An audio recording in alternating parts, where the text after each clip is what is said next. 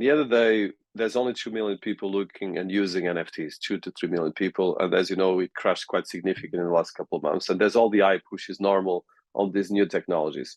So let's look at, and this is one of the areas that you highlight in your book, quite significant, is why should business care about the metaverse economy? This is a YouTube podcast series about tech and business. So let's look at this answer and demystifying as well, because of course there's, like you said, Meta right now as a huge part of the narrative, and then there's the crypto narrative, but in the end of the day, there's thousands of applications when it comes to Web3 and the metaverse.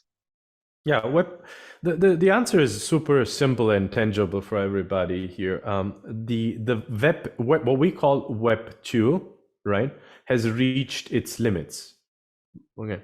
What I mean with that is, by the way, let's double click on Web 2. Tommaso, what are the pillars that define Web 2? Web 2 is defined by a social network. The Web 2 is defined by what is interconnected with social network, which is the online ads business, right? Web 2 is defined by e-commerce solution. And what do I mean with has reached its limits? The two-dimensional world in which we have been living in the last 20 years, right? 20 something years, right? Has been a very pleasant one. We could go on websites, we could go on e-commerce and we got information, or we could buy something, right? But now the human being is no longer interested in having two-dimensional transactional experiences. What they want is immersive experiences. And we see huge trends in augmented reality, virtual reality, where you, what I call immersive worlds, right? By, for instance, the market by 2030, in terms of augmented reality and virtual reality, will hit 440 billion. Okay? Or the market in NFTs by 2030, so hitting 210 billion, right? So what the indications are clear. One thing is going down. Things like Facebook, TikTok, Twitter, and Instagram. Only TikTok has still a consumer engagement, right? And because these main consumer engagement platforms are going down in its engagement, people are no longer buying ads on it, or there is a decline of ads investment in terms of revenue. And you see this in the most recent financial calling that Facebook had, which for the first time they had a loss in terms of what they do so that's a very obvious thing. So on one hand you have a problem, on the other hand you have trends, and the trend is again immersive. Now what can you do in immersiveness? Let me break down the word immersiveness, right?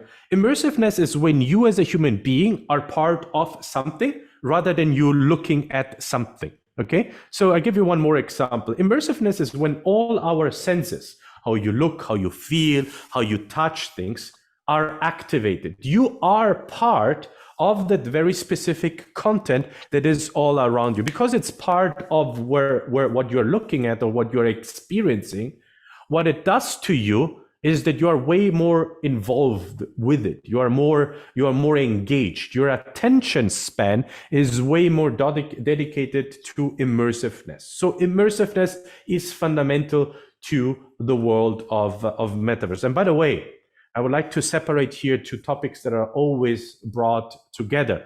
People say AR/VR, and I say, wait a second, there is huge difference, right? You cannot say AR/VR. VR, you are with a headset in front of a desk, so it's a different purpose, right? I'm not discriminating VR, but in order for VR to pick up, it's very specific segments that are actually successful, right? Which I also enjoy, such as, language learning and so on. I'm part of the Immerse.online company, which you guys should take a look at. Really genius, it's VR. But in order to have mass adoption, it's not going to be VR. In order to have mass adoption, we need to live our life with our mobile phones and live on with devices that we are going to have, smart devices that we're going to have, and then get access to something that we don't have today.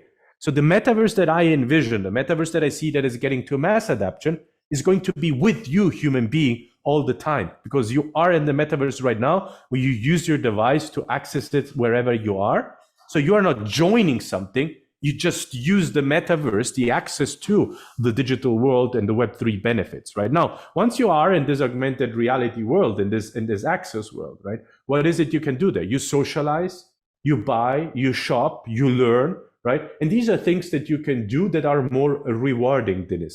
When I say rewarding, right, is that whatever we are going to do in the future, we no longer are going to contribute to a third-party monopolist that collects the data. Again, whatever we are going to do, to shop, to socialize, to learn, we will be rewarded because the underlying technology will allow us, the human being, the end user, to get rewarded. So I'm going to learn in an immersive world and I get rewarded.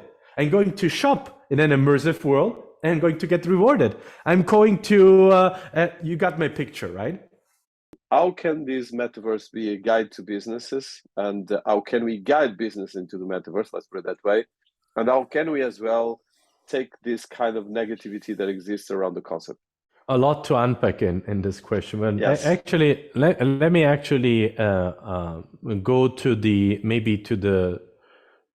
historical part of why do we get here, so that companies see themselves in each phase, and then I discuss what do we do in this phase, right? So in phase Web 1, okay, called Web 1, what companies did is to respond and to solve a need. Companies always solve a need, okay? And what was the need? Well, we had the yellow pages, we had books, okay, we had offline advertisement, and this new thing came up called the digital www, then become internet, right? And said, okay, why don't we put our information online? Do you think that they will go from offline and books and yellow pages, right? I mean, I started my company at Yellow Pages times. You know, I know what it means looking into yellow pages, right? To call specifically. So then the internet came, and so people were finding information onto websites. This matured, Dinis, into the next, and this was basically then 20 years into it, into a new technology advancements, because more people were searching online, the search engine come on the market and say, why do we have them search, them the end user, them the customer search, if we can provide proactively at their palm of their hands, okay, push notifications. So, and what was born was the entire social media world, okay, which came together with the mobile phones and with online advertisements. So the human being went from Web 1, www, visit our website, to Web 2, follow us on Instagram, follow us on. So following means that you reactively are just there and you get something, right? So the more you were getting push notification, the more people were scrolling on their phones, the more we get annoyed, Dinis, because now we just have a habit of going through information, but we don't capture information. Again, we go through information, but we don't capture information. So we are at a point where we are overwhelmed with information that is no longer impacting the attention span of the humankind. That's the reason why it needs this new world, which is then Web 3. What is Web 3? Starting with now, the year 2021, actually, companies are going to have immersive worlds. And why immersive? And I have explained it throughout the podcast, because it captures your attention. You cannot swipe through an immersiveness. You need to be there. So the attention span that we all are fighting for, because at the end of the day, that's what entrepreneurs do. We fight for attention span, right?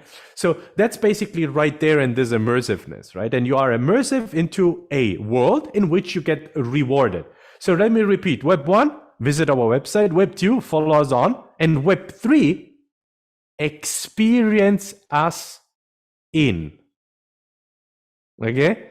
And the experience is, we are going to have experiences. The question now is, Dennis asked me, is now, well, how to metaverse? How do companies metaverse? Well, the objective is experiences. Your goal, dear corporation, is to build experiences. The question is where to build experiences, how to build experiences. In my book, I describe a framework which is called the ASAP framework, right? Which is basically a 4-step framework in which you as a corporation have an approach on how to get into the metaverse. But by the way, for those who are also interested, I'm chair at AlmaMeta.xyz, where I have a 7 hours course, 7 hours, okay, So of course, where I guide corporations, non-technical professionals to get into the metaverse with a risk assessment, metaverse types, experience type. But here for the purpose of this meeting, and we have a couple of minutes left, right? Let me break down what you should be, how you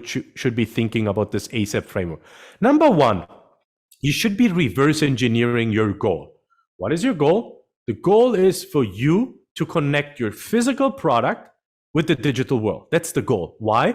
Because we have an existing business and you want to intertwine your existing business as much as possible with the Web3 opportunities. What are the Web3 opportunities? Immersiveness and rewarding system. Okay. So this is the metaverse market called phygital. Phygital is the combination of physical and digital. 30 to 40% of the overall 1.3 trillion metaverse market by 2030, 30 to 40% of it will be phygital, because if we're solving industry's problem by connecting the physical and the digital world, it will be the majority of the entire metaverse market, or a great majority, a great part will be the phygital. So you want to get there. And then the question is, well, Tommaso, if this is my goal, how do I start?